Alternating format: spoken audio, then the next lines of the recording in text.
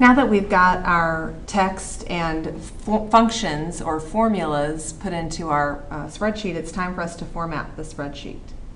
That'll make it easier to understand and to read. When Excel first runs a spreadsheet or opens a spreadsheet, the preset font for the entire worksheet is Calibri, and the size of the font is 11. So mine was changed a little bit because I was working on it, but Calibri would be the font style that's normally set. Okay. So if you want to change that, then there are going to be some things that you need to do. So the first thing we want to do is change the style of our cell. Excel includes the capability of changing several characteristics of the cell, and some we can do by using pre-assigned cell styles. So go ahead and click on cell A1 to activate it. You'll know it's activated because it's got the green border around it. And then you want to go ahead and click on Cell Styles, which is here in the Home ribbon right here. And we want to go ahead and point and then click on Title, the title cell. So you'll notice that that makes the font larger and gives a little color to it. Go ahead and click on A2. We want to change our font to Cambria. Our fonts are listed alphabetically, so we can scroll up. And we want to change our, let's see.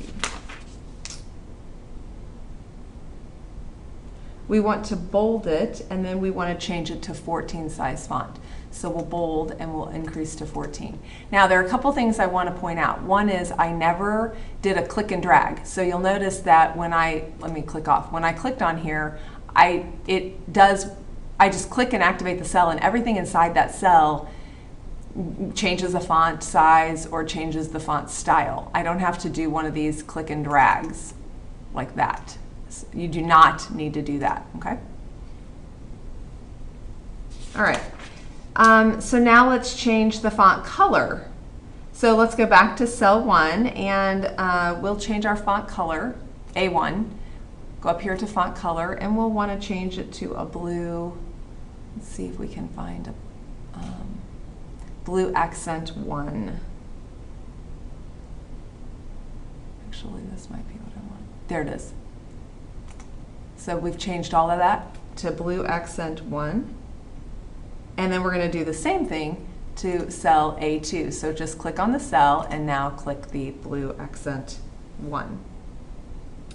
So the final step in formatting our worksheet title and subtitle is to center them across the column. So right now, if you were to look at the, let's just show you what this would look like if I wanted to print it. You'll see that it's all the way over on the left side. It's not centered. That's not a good thing. So we're going to go ahead and click on A1, and we want to click our left side of our mouse and drag all the way over to N. So while I'm in the A cell, I just click and drag over to N. If I get out of the lines, no big deal. I just make sure that I'm there in the line so that only row 1 cells A through N are chosen. Once I'm there, I let up on my mouse, and then I come right up here to the Merge and Center button, and I click down and I can say Merge and Center. Okay? Same thing, A2 all the way, see I can go like this, all the way through N2, Merge and Center. Okay. The next step to format the worksheet is to format the rows. Row titles and total rows should be formatted so that anyone viewing the worksheet can distinguish them quickly from the other rows in the worksheet. You can also make them easier to read. Right now there's just lots of numbers, no dollar signs, no commas to separate everything. It's just a lot of data that looks very raw. We want to make it look meaningful. So we're going to click on cell A3 and drag to cell N3 to select the entire range. So we're going to go A3 to N3. Oops, there we go. We're going to click on the Cell Styles button, and we're going to choose Heading 1. So Cell Styles, Heading 1.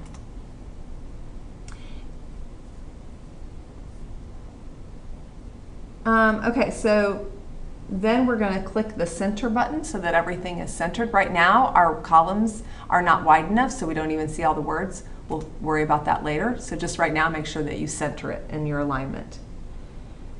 Click on cell 8 and drag it through N8 to select that range.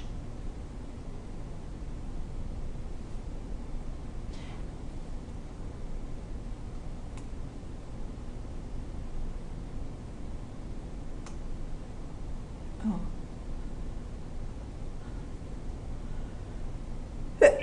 Excuse me. Oh my goodness. Again, do heading 3 and center. Now, I'm realizing that we did not put in our January through December, so I want to show you a little trick if you don't have it in there. So we've got January in, and it hopefully will work. If I do the autofill all the way through, Excel identifies that I'm trying to list the months of the year, and so rather than typing each one like I did up here, I just was able to do the autofill button. And I am going to make sure that we've got this so that we're not off. I'm going to make sure we're on Calibri 11. Okay, so we've got accurate information. All right.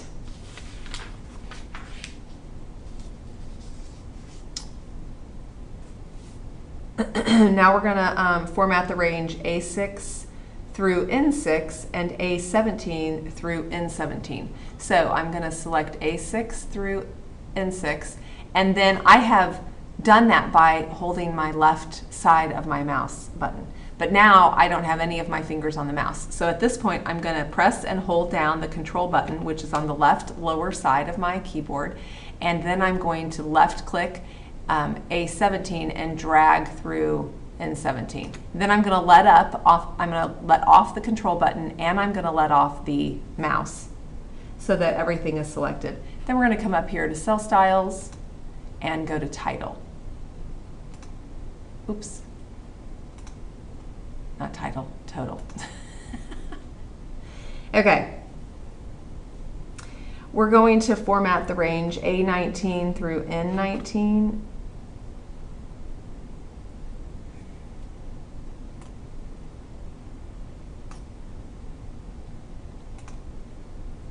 And we will want to do that with an accent. So let's do accent 1.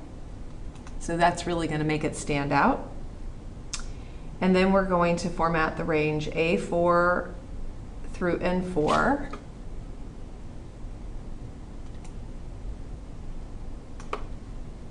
A9 through N9. So now I'm going to press and hold Control and come to A9 through N9. I'm going to keep holding Control and do A11.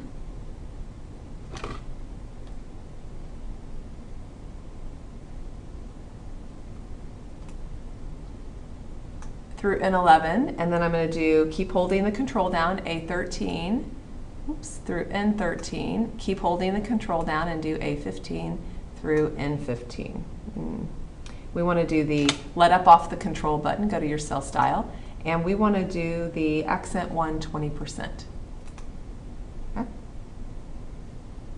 Now let's go back up and do A5 through N5, press and hold control, and do A10 through N10, A12 through N12, A14 through N14, and A16 through N16. And our cell style will be accent 1 40%. So a little bit of contrast. That makes it much easier for your eyes to identify and stay with the lines. Okay. Now we need to format our numbers because we've got it more eye appealing, but our numbers still look horrible. So it's standard practice that numbers in the first row and last row of each section should be formatted using a dollar and cents format, while the others just need commas. All the other, if every row has dollar signs, it becomes cumbersome to look at. So we just put the dollar sign in the first row and the last row of each section, and then everything else is formatted just with commas.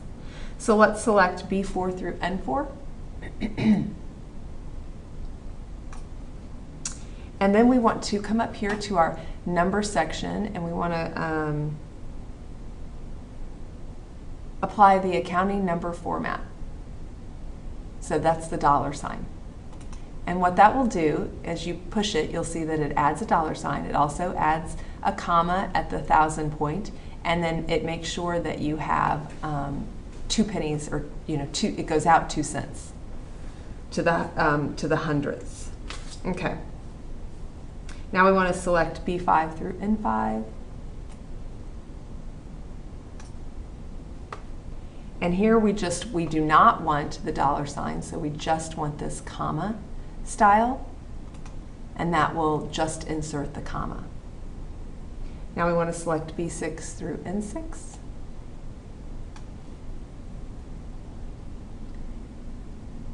And then we want the accounting number format on that as well, because that is the last. There we go.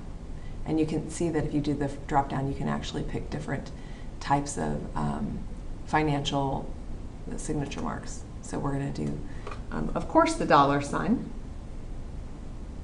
Now we want to select cell A7 so that we're out of that range. Okay, now we're going to do that again for B9 through N9.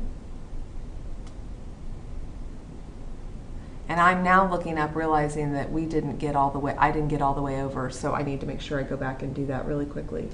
So we're going to do B9 through N9 and B17 through N17. So since I have to select 2, I will press and hold Control and B17 through N17. Okay. And that's going to have the accounting number format. I'll also press and hold Control, and for my situation, I'll highlight that extra one. Here we go. And then finally, we want to go B10 through N16.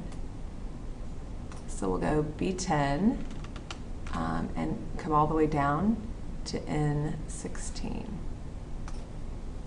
Okay. And for that, we just want the comma style format. Okay.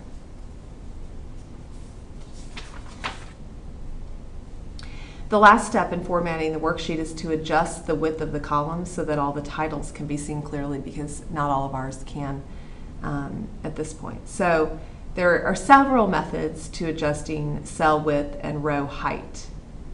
What we want to do is double-click the boundary to adjust the width of the column to the width of the largest item in the column. So we'll start with A, and you'll notice if you look at A, we've got looks like one of our largest words would either be entertainment or car payment. Miscellaneous is pretty close second. So we'll go ahead, and when our cursor is in between A and B on that line, and it has this look where it's got a line and arrows going out, we'll left click and then draw it out. And we want to take it out to just, there we go.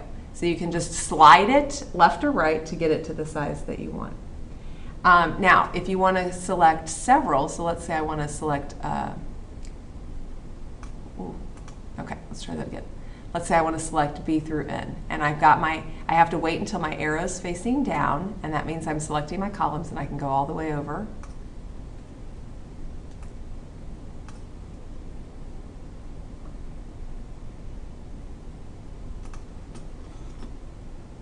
Let me try doing it from the left. Here we go. B through N. Now I've selected all of them. If I move one, it moves all of them, so that all of my rows are accurate and consistent in size. So I can see all of my months. Now you'll notice I've got some hashtags over here. That means that this row is not large enough to show the numbers. So I'm going to widen out that row, which will widen out every other row, and now I know I'm good because I can see those numbers. So everything looks good. We'll unclick it.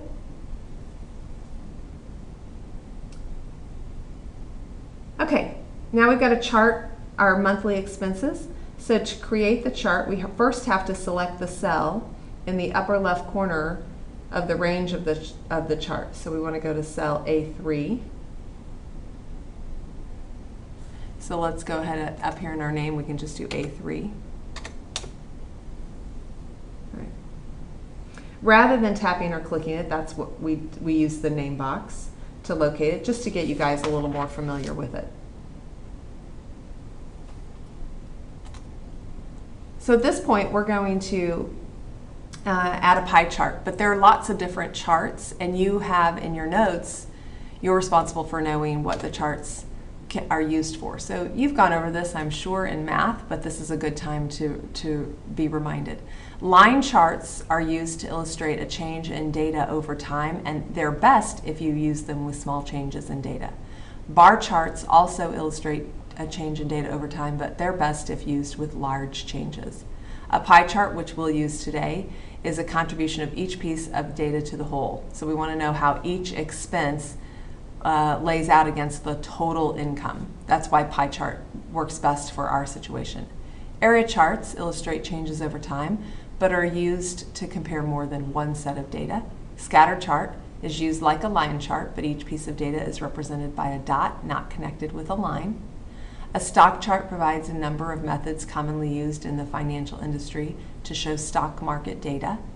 A surface chart compares data from 3 columns or rows in a 3D manner.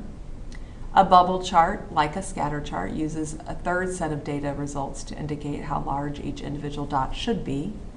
And a radar chart compares several sets of data in a manner that resembles a radar screen. And then a column chart compares values side by side. Okay. Go ahead and pause while you finish writing all of this in, and then you can come back to me.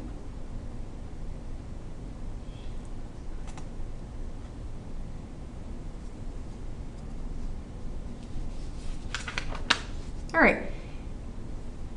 So in this worksheet, the ranges that we're going to chart are non-adjacent ranges, A9 through A16. So we want to know how each of our expenses, and that's their category names, but then we got to know how much we actually spent, those expense totals. So that would be found over in, and we're going to press and hold Control, N9 through N16. Okay, now we can let off the control and let off of our mouse. So we're charting 8 budget items, which means our pie should have 8 slices. So we've selected A9 through A16 and N9 through N16. And now we want to go to the Insert ribbon. We want to insert a pie chart. We're going to insert a 3D pie.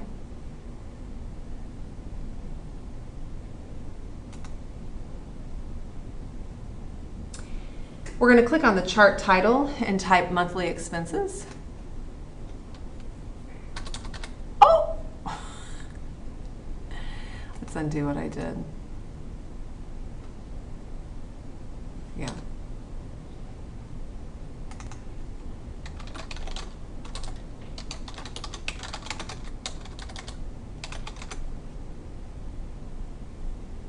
And then we will deselect the chart title by coming over and just right-clicking somewhere in the white space.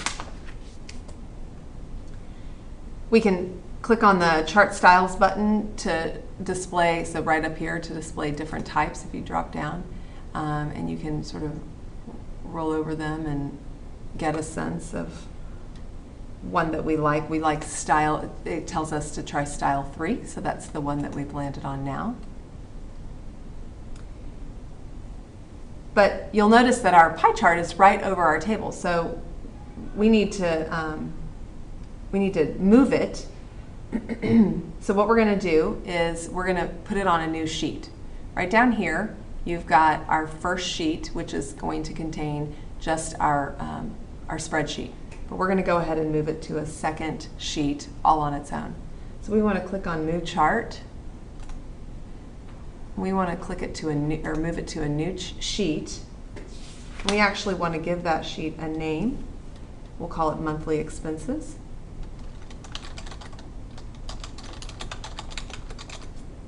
In the business world, it's not unusual to be working with an Excel document that has several sheets, so you want all of your sheets to have names on them so you can go directly to the one that you need. And we'll say OK, and then look what happens down here. We now have Sheet 1, which has our table, and Sheet 2, which has our monthly expenses. Now we want to go ahead and change the name of Sheet 1. We don't want that to ever just be Sheet 1, and we're going to change it to Monthly Budget Planner. So when you're creating titles or names for your sheets, you want to use something that's meaningful for each worksheet tab, something that would describe it so that just at a glance you kind of know what's on that sheet. So we can double click the sheet tab. Oops. And type monthly budget planner and then press enter.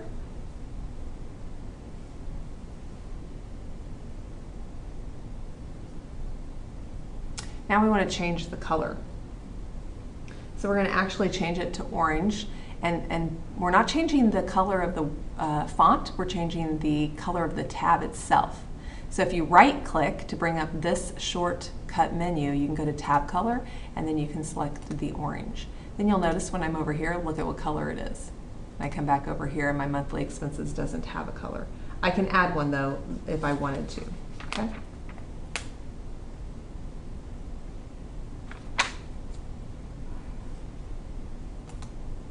Now it is time for us to look at printing. So before I actually do anything with printing, I want to show you something.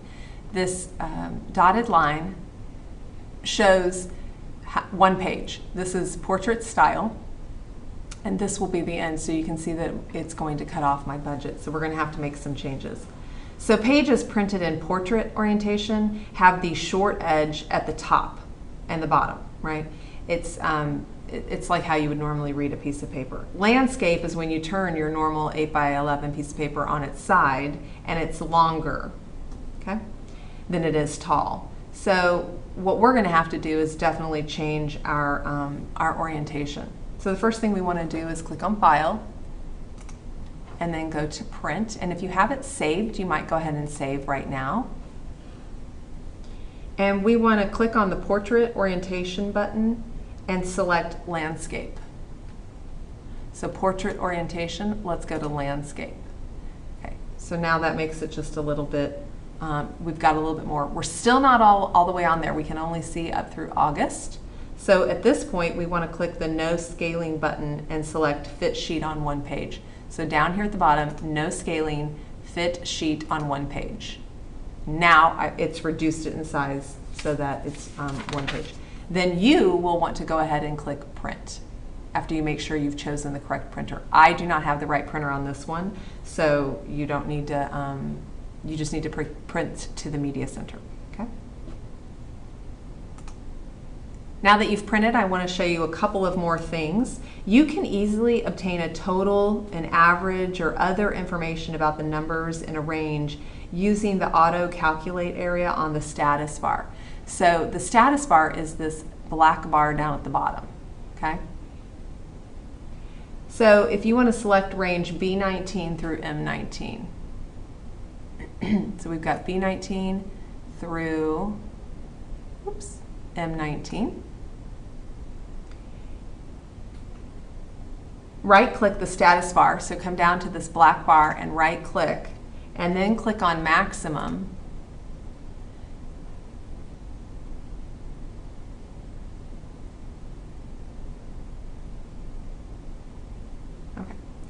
And then if you come off, you'll see that the maximum dollar amount is $3,845. And that's in terms of net. So that, of the 12 months, that's the maximum amount of money that you're going to have left over. You can see that this person's goes in the hole several times, so it's important that they don't spend all this extra money when they get it, because they're going to need it. Okay. Now, if you want that to go away, you can right-click and check off maximum, and it'll come back down to the status bar and it'll go away. But you can add multiple things to show up on the status bar.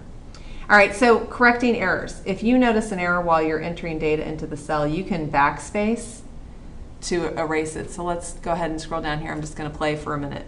If I find out that I misspell, I have an error, I can go ahead, if I realize it while I'm in the cell, I can just backspace and then spell it correctly. Okay.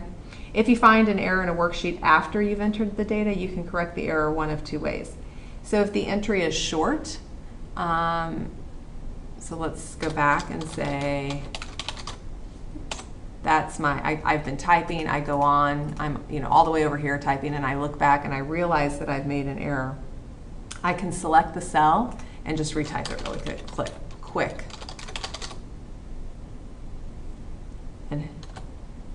But if this entry in the cell is long and it has maybe formulas that are fairly extensive, which can happen, then you can either edit up here. So if this had a formula, let's say it had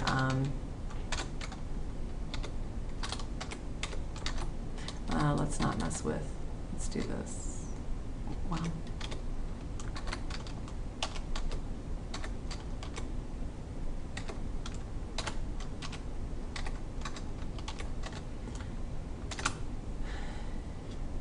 So then what you could do is you can either come up, you can double click in the cell itself and then move your cursor around with your left and right arrow key. You can also come up here and stick your cursor right where you want it and make adjustments. So either way, you would be able to,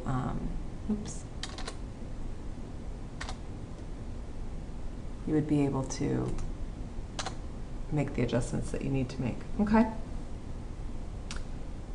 I also want to introduce you to the insert mode and the overtype mode. When Excel enters the edit mode, the keyboard is usually in insert mode, meaning wherever you type from that point on, wherever the cursor is, that it's just going to insert characters. So I can insert, do you see how it's inserting characters as I'm typing? But if I click the insert button, which is on my keyboard just to the right of the backspace key, I now am in overtype mode. And so what it does is it overtypes the things that are in there. Okay, so I'll undo those. All right. Let's go back to your notes and make sure that you update everything. The status bar is located at the bottom of your screen. Auto calculate quickly calculates commands. The insert mode is the default mode when you're making changes, and it inserts characters to the right of the cursor when you type. The overtype mode types over or replaces anything to the right of the cursor as you're typing. Okay, you've got everything that you need. You should have your personal budget to hand in to me, and now you are ready to begin your first assignment in Excel. Have fun.